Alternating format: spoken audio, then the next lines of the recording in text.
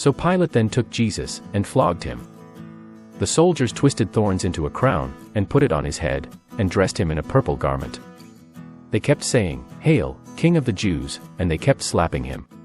Then Pilate went out again, and said to them, "Behold, I bring him out to you, that you may know that I find no basis for a charge against him."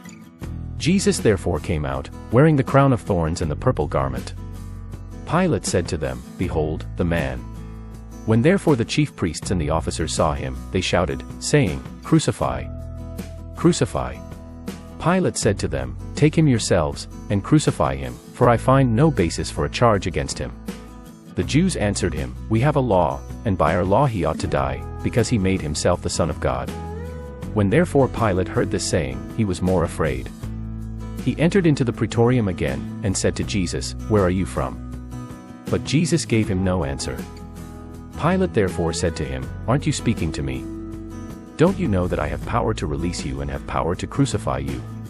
Jesus answered, "You would have no power at all against me, unless it were given to you from above.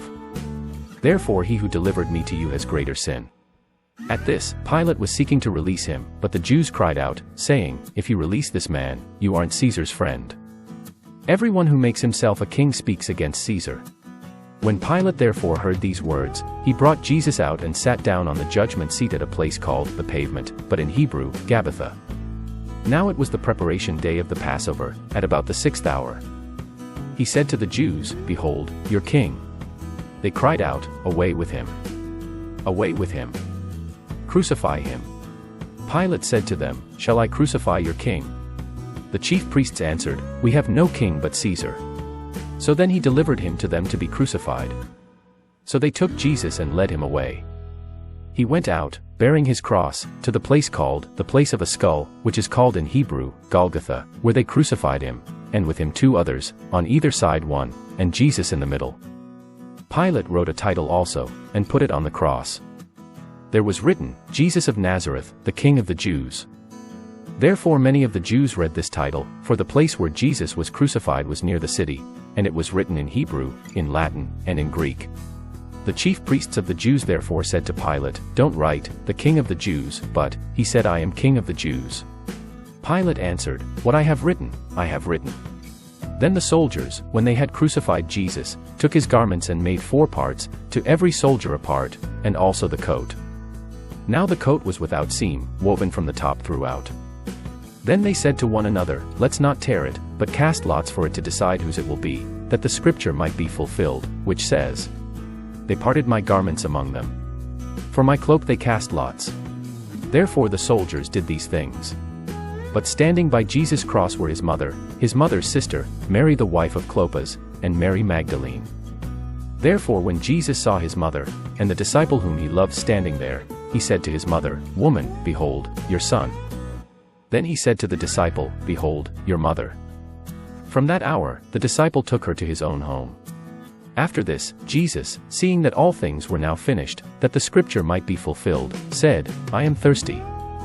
Now a vessel full of vinegar was set there, so they put a sponge full of the vinegar on hyssop, and held it at his mouth.